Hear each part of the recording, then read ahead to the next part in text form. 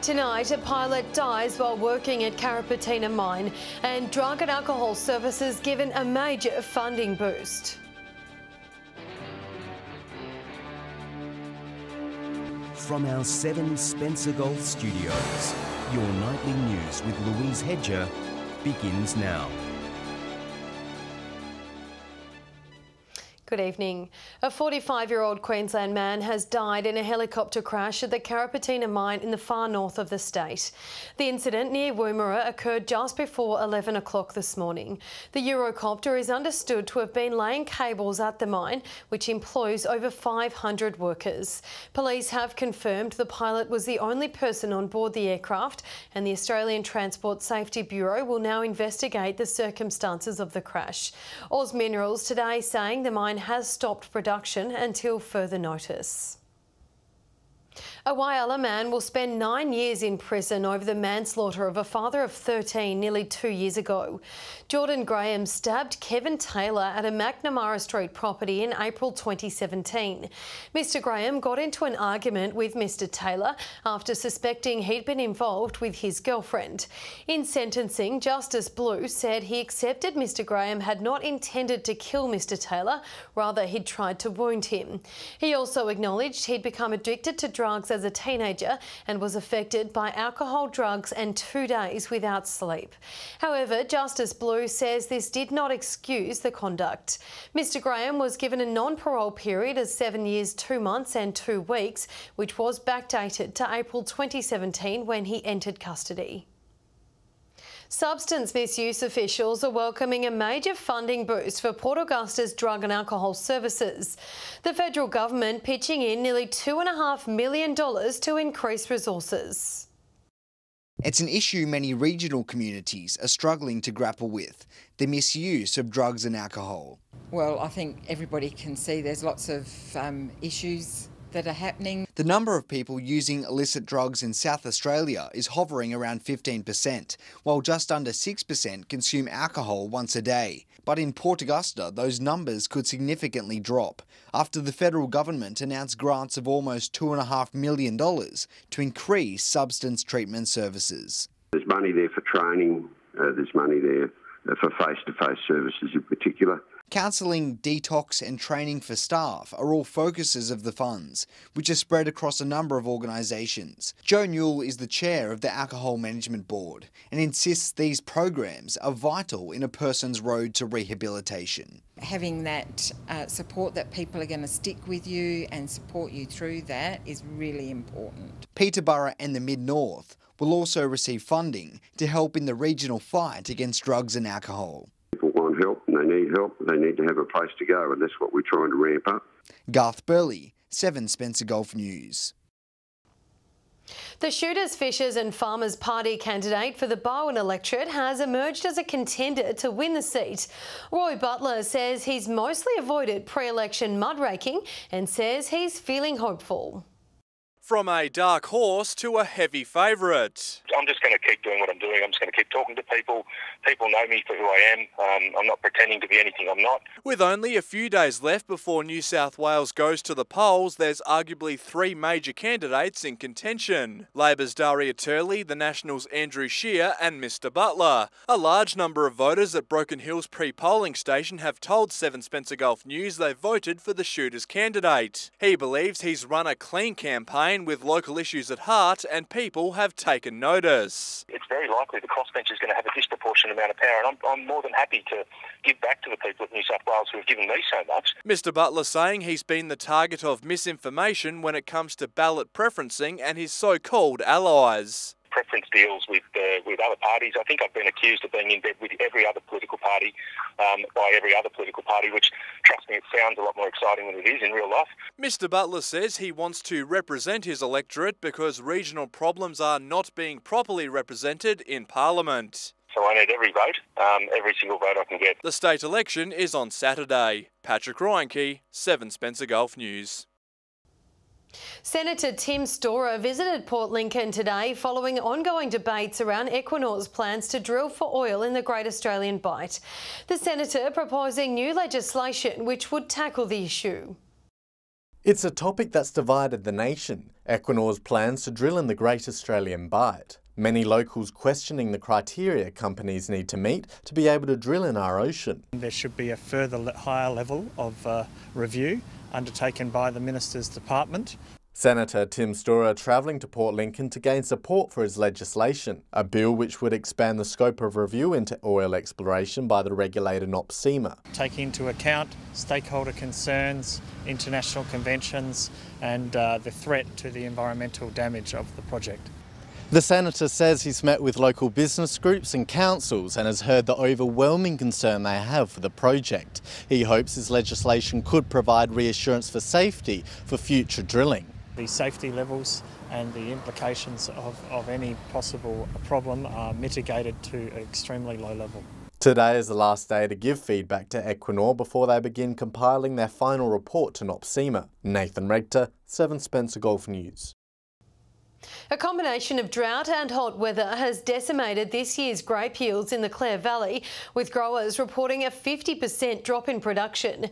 Winemakers saying it's a mixed bag, with grape quality still remaining up to scratch.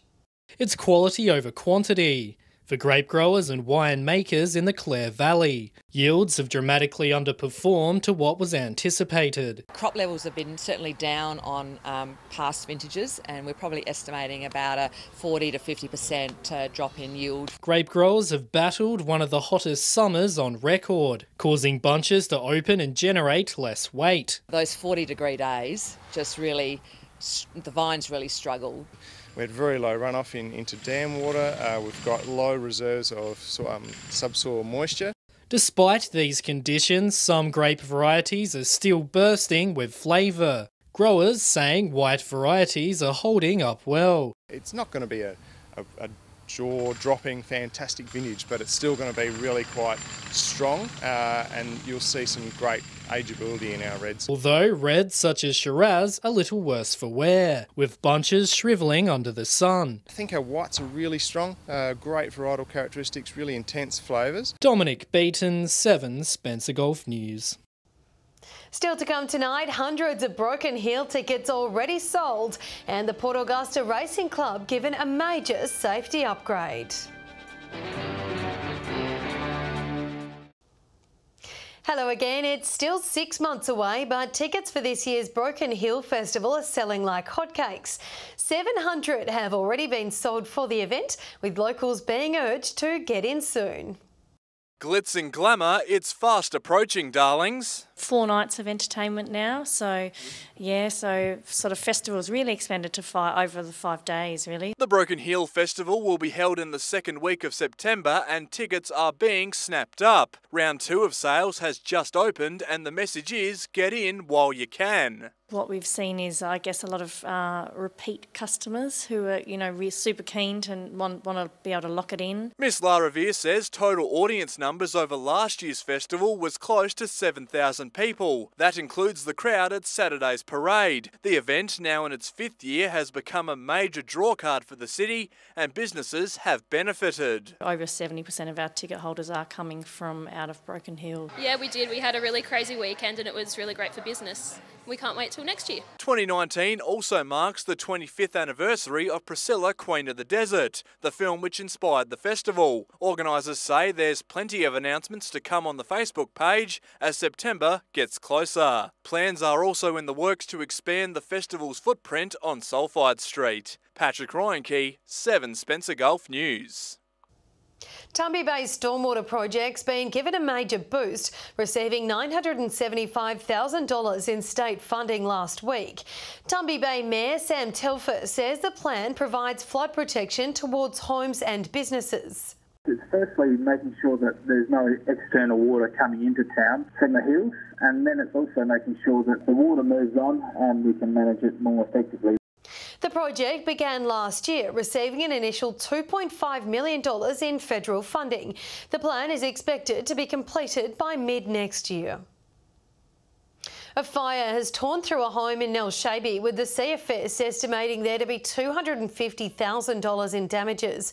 At 8:30 last night, authorities rushed to contain the blaze, with the house reportedly engulfed in flames. Ammunition and LPG tanks were stored on the premises, forcing crews to focus on preventing the blaze from spreading to neighbouring properties. The investigation of the fire's cause is ongoing. Whyalla Council is urging tourists to book now ahead of the cuttlefish season. It's launched its annual Coda Fest event, which celebrates the aggregation of the mysterious creature. Each winter, the waters around Point Lowley near Whyalla get a little fishy. The giant Australian cuttlefish flock to the area to breed, which is the only known site in Australia. Whyalla's mayor says the aggregation puts us on the map. It is a once-in-a-lifetime experience, and people who have already experienced the dive just are blown away by how magical it is. Council, Natural Resources, SA and the Environment Department will run a festival celebrating the creature.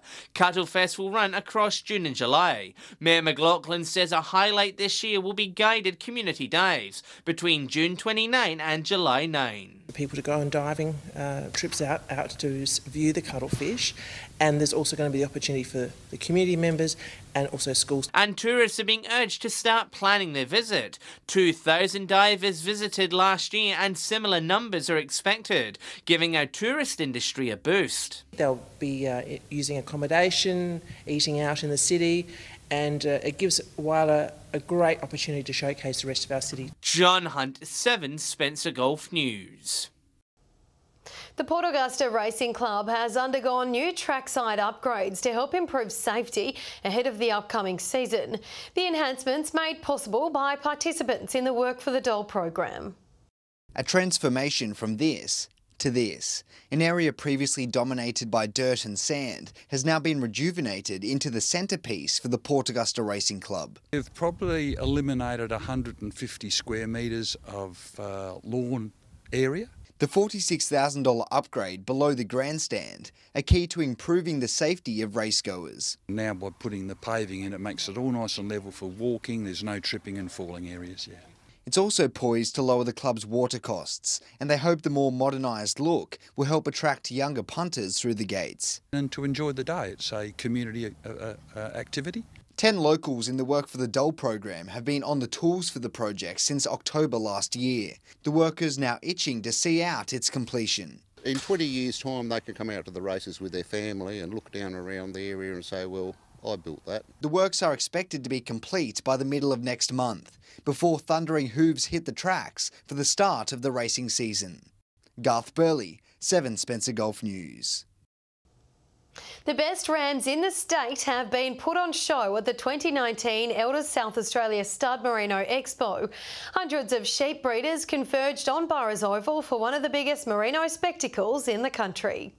There were plenty of studs strutting their stuff at the 2019 Elders SA Stud Merino Expo. Breeders and commercial sheep buyers travelling from across the state for the hallmark 2-day event. There's probably a good crowd of about 500 people, and we're represented by about 27 or 8 studs from all throughout South Australia. The off period of the year is a great opportunity for farmers to showcase their rams. Probably a bit of a lead up to the young rams that are going to be sold later on in the August and September sales. In the afternoon, the competition heated up with the judging of merino studs, but only one could take home the big prize. Extremely well balanced, very good on his feet, very well made, big masculine head, heavy cutting, medium to strong wool. Local Mid-North breeder Tom Ashby was ecstatic to win the Elders SA Merino Field Day Ram of the Year award, along with a free universal feeder for the farm. It's always a really good event to win. Sets you up for the year ahead. Dominic Beaton, 7 Spencer Golf News. Stay with us after the break, a look at the region's fuel prices, and we'll have all the weather details with Britt. Welcome back. Now time for Fuel Watch. Here's Patrick in Broken Hill. Some mixed results at the Bowsers this week. Some places have gone up while others have gone down. Starting with unleaded, and Port Lincoln is the only town in the local regions to see some green. The price there, $1.37, the same as Whyalla, which went up by about a cent. Port Augusta has also seen a small change to $1.33, while Port Pirie has seen a jump of 3 cents to be paying $1.36. Kadina has gone up by 2 cents, and that's the same story here in the Silver City. Broken Hill looked to be heading into the 130s, but that dream is over. We're back up to $1.42. Turning over to diesel now, and things are not looking that good. Port Lincoln is now paying the most in the Spencer Gulf, touching $1.50. Whyalla is a cent cheaper at $1.49. The rest of the Gulf all seeing rises and hovering in the high 140s. Broken Hill is paying a bit more on $1.53. Adelaide rounds out the board on $1.48. Finishing off with a quick look at auto gas, Port Lincoln is paying 92 cents after a drop in its average. Port Pirie has gone up by 5 cents to join Port Augusta and Broken Hill on 89. Kadina has seen a slight change, and Adelaide is the cheapest out of everywhere, paying 83 cents a litre. Now remember, these prices are the regional averages and they do not reflect any one particular outlet. And if you do find a spot that does sell unleaded, auto gas or diesel for cheaper, be sure to let us know on our Facebook page. Now time to take a look at what's happening in the weather. Here's Britt. Thanks, Louise. Well, we've had a mostly sunny day. Port Augusta with a top of 32 degrees, Whyalla 27, Port Lincoln 25, Broken Hill 36, Port Pirie 30 and Adelaide 28. A high pressure system in the Tasman is extending a ridge over our parts and will continue to do so until the end of the week. Looking at the Gulf waters tomorrow, southwesterly winds tending southeasterly at up to 25 knots, with seas at 1.5 metres.